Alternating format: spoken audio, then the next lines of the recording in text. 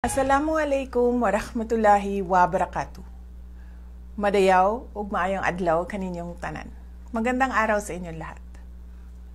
Mga kababayan, ang tinatamasa nating kalayaan ngayon ay bunga ng tunay at wagas na pagmamahal ng mga bayaning Pilipino sa ating bansa at ang magiting nilang paninindigan laban sa pang-aalipin ng mga dayuhan.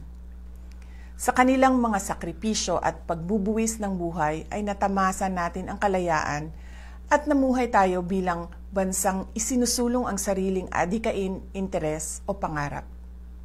Ang araw ng kalayaan ay pagkakataon hindi lamang upang ipagdiwang ang ating kalayaan, kundi upang paalalahanan din tayo sa ating tungkulin na bantayan, pangalagaan at ipagtanggol ito sa lahat ng panahon.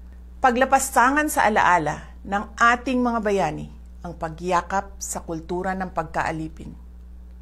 Paglapastangan sa diwa ng kalayaan ang pagsasawalang bahala sa paghihirap ng maraming pamilyang Pilipino at ang paglabag sa mga karapatan at sa batas.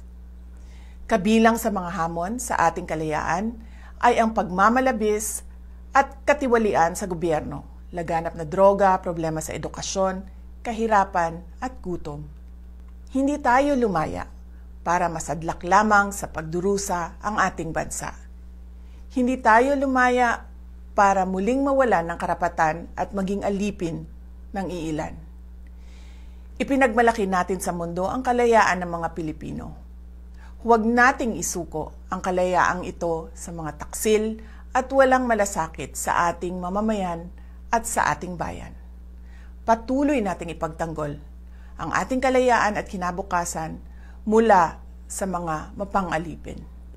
Ang lahat ng ginagawa natin ay para sa Diyos, sa bayan at sa bawat pamilyang Pilipino. Syukran.